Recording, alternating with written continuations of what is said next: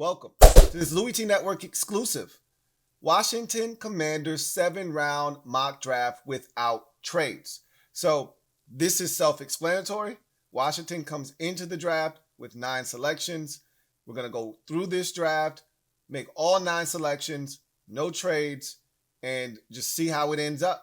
And this was a very interesting exercise, going through it with trades, without trades, and kind of seeing how things fall. One thing I will say off the top is that those 3 third-round picks make a massive difference.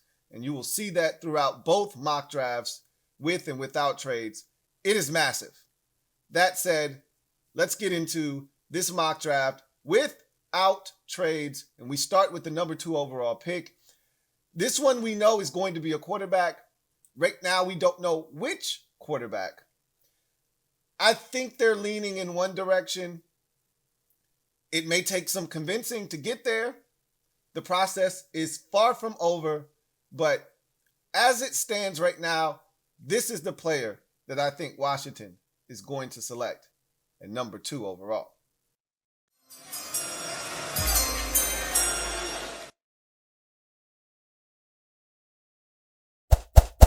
So with the second pick in the 2020 draft, the Washington select quarterback Jayden Daniels, LSU. This is a tough decision. They could go in a multitude of directions. It could be Jayden Daniels. It could be Drake May. It could be J.J. McCarthy. Only time will tell. We're roughly a month out from the draft, and nobody knows. Still a lot to go, long way to go in the process. But right now, I think they're leaning towards Jayden Daniels. I think that's the player the staff wants. I think it may take some convincing of the front office. It may go the other way, and the front office may be the louder voice in this conversation, and they may ultimately win out and get the guy that they want. But right now, I think the guy is Jayden Daniels. I think that's where they're pointing. He's, to me, the safest of the 3 in terms of the floor.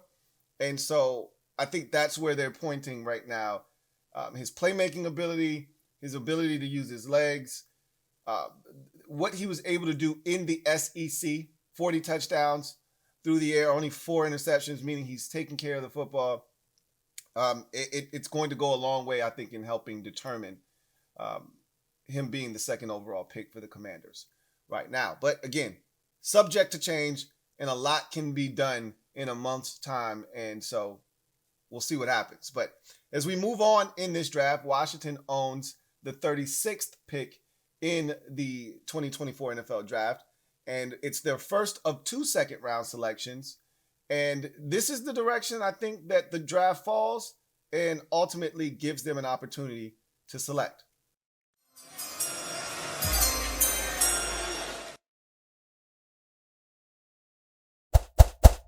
With the 36th pick in the 2024 draft, Washington selects Kingsley Suamataia, tackle, BYU.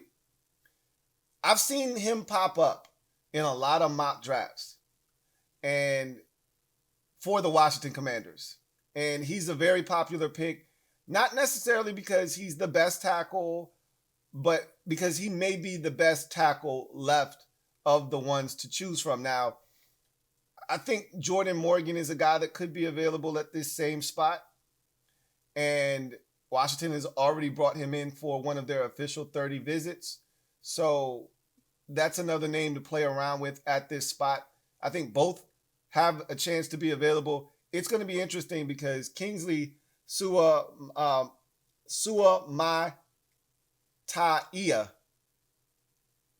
has a chance to get selected in the first round. I don't think Jordan Morgan does. But Kingsley Suamataia, I think, does have a chance to be selected in the first round. So it's going to be kind of touch and go. But this is a guy that I think provides you with a lot of upside. Started at the left tackle position. I think has some things that he can work on. But I like his demeanor. He's got a nasty demeanor. I think he's a guy that can get a little bit better with footwork, hand placement, syncing up hands and feet together. But a lot of the traits that you're looking for, size, length, physicality, movement skills. Those are all present and they're all workable traits. And so I like this pick here for the Commanders in the second round, their first of two. And now we go to their next pick, 40th overall in the second round. Let's see what the Commanders decide to do.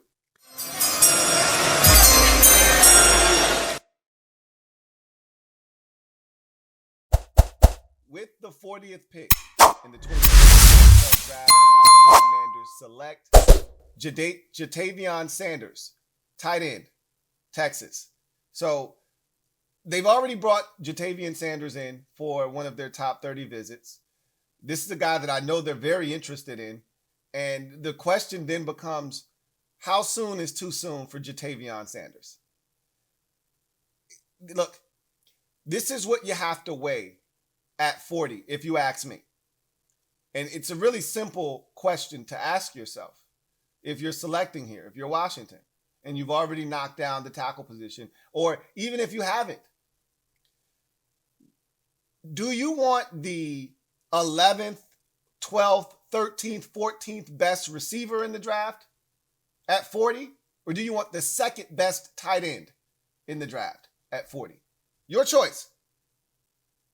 I think it's an easy call. Ja'Tavion Sanders is the second best tight end in this draft class. And to me, it's a no-brainer. If he's there, you take him at 40 and then you worry about receiver later, right? Speaking of which, Washington has 3 selections in the third round, the first of which comes at 67th overall, which is where we head next. Let's see what the Commanders decide to do.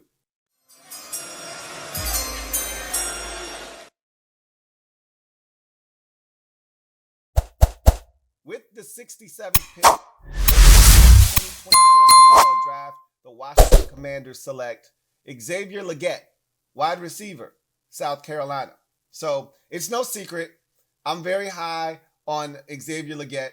We're looking for size, 6'1", 220, 5 or so, give or take a pound or two.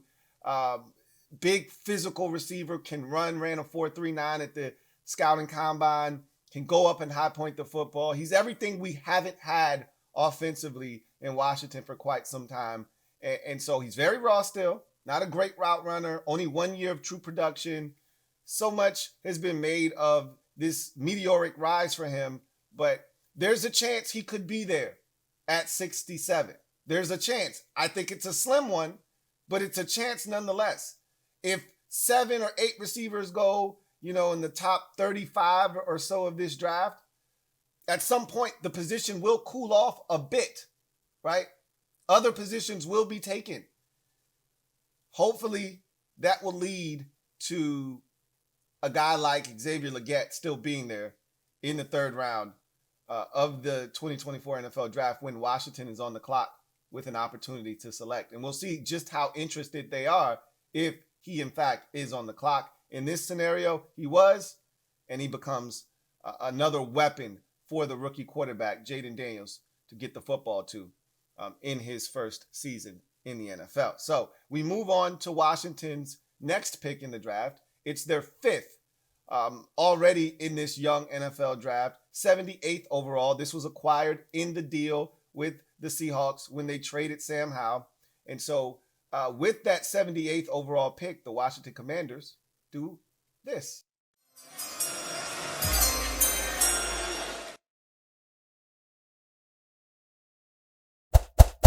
With the 78th pick in the 2020 NFL draft, the Washington Commanders select Braden Fisk, defensive tackle, Florida State. Now, you ask yourself, what is this about? This was nothing more than, what are you doing here? No, seriously, why are you still here? This was BPA at its finest. We don't need a defensive tackle, but who says we can't use one? Last time I checked, Captain Insano and Fedarian Mathis weren't keeping anybody off this roster, okay? I'm not telling you that they're looking, that they're fishing, that they're hunting for defensive line, even though it's a very deep defensive tackle draft class. I'm not telling you that they're hunting for these guys. But if one should fall in their lap at 78, that has no business being there, like Braden Fisk, you damn right Dan Quinn and company are going to pull the trigger. And when I looked at my options and I see Braden Fisk sitting there at 78, and I go, what the hell is he? As a matter of fact, you could argue that he might have been the pick at 67. But I think the need to get the receiver comes first, and you're happy that Xavier Legette is there, and so you pull the trigger, and then you look up at 78, and you see Braden Fisk still sitting there, and you say, I got to stop this, and you take him. This guy is a penetrator. He plays on the opposite side of the line of scrimmage. This is a no-brainer pick for me. If he's there, you take him, and you don't think twice about it. And that's what they did. So now Washington spends their final pick of day number 2, 100th overall. There is no 4th round selection, so getting busy in the 3rd round is going to be very important, as they'll be sitting out the entire 4th round, barring any types of moves. That said, this is what Washington did to close out day number 3, or day number 2 rather, round number 3 of the NFL draft.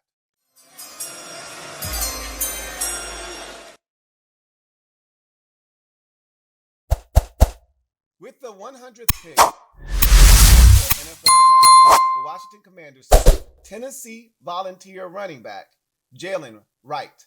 So this one for me is another one of those picks where, because you got it, you can. Had we not had 3 selections in the 3rd round, this pick isn't possible. And you could argue that maybe this is a bit early for Jalen Wright. Depending on who you ask, he's going to be one of the top backs off the board in this draft class because of that speed. You cannot replace it. You can't duplicate it. He's got something that not a lot of backs in this draft class in particular have.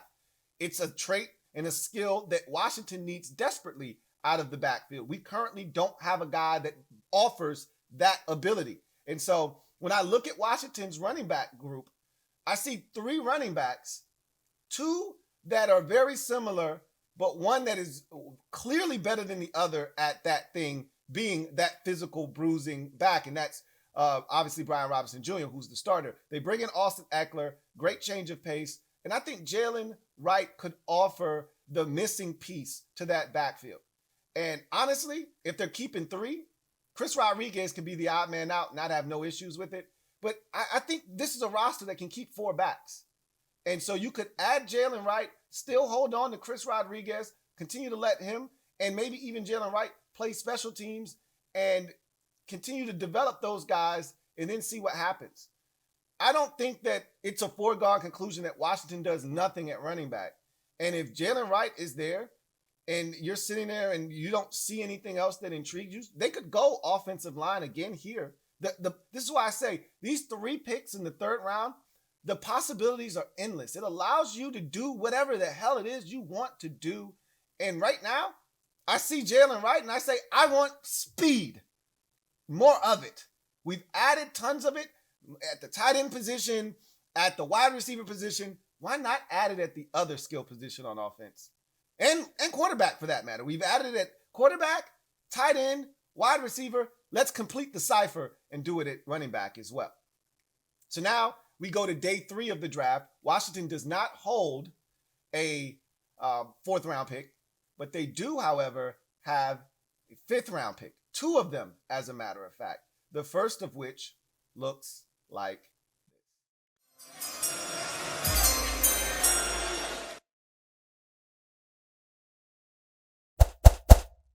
With the 139th 2024 NFL draft, the Washington Commanders select M.J. Devonshire, cornerback, Pitt. So at some point in this draft, Washington is going to address the cornerback position. It's a deep cornerback group, meaning you can get one late and strike gold. I think they'll be looking for someone who can take it away.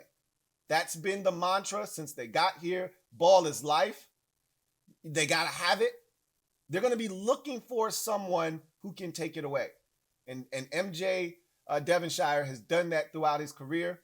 And he's a guy that offers you some special teams punt return ability. So if you get into a pinch during the roster cutting process, you could maybe move on from a guy like Jamison Crowder, who's really here because of what he adds from a special teams value standpoint. And let's say that you really like what you've done at receiver. And don't forget, Mitchell Tinsley is still around. Okay. And let's say that he continues to impress. And they go, hey, you know what? This Mitchell Tinsley kid, we really like him. So they want to hold on to him. You've already got 3 receivers. You added a 4th, Xavier Legette. You have Mitchell Tinsley now. That's 5. You could keep 6, and this is a roster that easily could keep 6 receivers, and I probably see that being the case when it's all said and done. But who's to say that there's not an undrafted guy that you really like too, or some other receiver that we're not thinking about that could also make an impact, right? Whatever the case may be, right? Cass Allen could, make a splash this summer and all of a sudden weasel his way onto the roster. Who knows?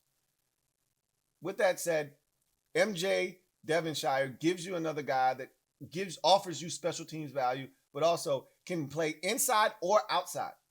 There could be nickel in his future, or he could play outside. The size is good enough that he can go outside and play boundary corner, but he can also kick inside. He's quick enough, he's fast enough, and he's physical enough to play the slot and the nickel corner. So I like that versatility. I like the ability to take the football away as well, and the production that he has there. And he's not a perfect prospect by any stretch of the imagination, but he's got workable traits. And so we'll see. There's a corner that I like better in this draft for this team, for what they want to do, and we'll see what they ultimately do in another draft, right? But in any event, we move on to the next selection for the Washington Commanders. They're second in the 5th round. Let's take a look at what they decided to do.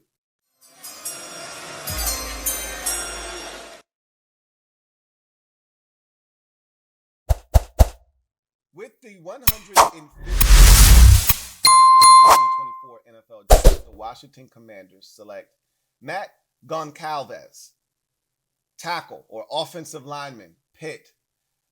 This is an interesting pick here because we've talked about this on a previous show.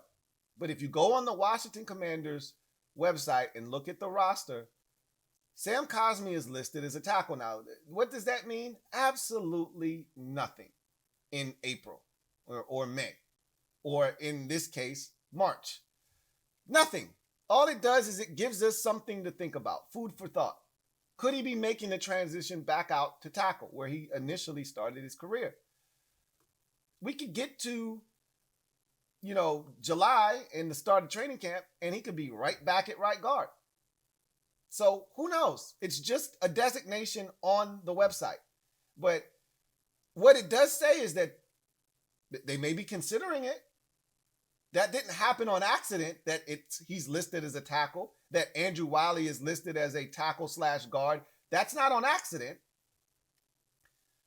Matt Goncalves can play both guard and tackle. Most people think he's more suited to play guard in his NFL career than tackle. I tend to agree with that. If that is in fact the case, it makes sense that Sam Cosmi is being kicked back outside and you throw another guy in the mix that can compete inside at guard, or at least give you depth. And worst case scenario, he could come in and challenge maybe for a swing tackle spot in the near future. May not be ready to help you this year in that capacity, but next year, when you don't have a swing tackle on the roster because Trenton Scott is no longer, under contract, and they may not choose to bring him back, maybe Matt Goncalves is ready to step in. Maybe he's your next starting right guard or next starting left guard, or maybe he's your first guy off the bench at that position 2 years from now. Who knows? You're just throwing another piece into the mix to see if it fits along the offensive line. And that's the process that we're in when we talk about the offensive line right now. So as we move on, Washington has one final pick in this draft. It resides in the 7th round. We've talked about what we think they're going to do with this pick, and that's what they're going to do, deliver on the quarterback position. Let's take a look.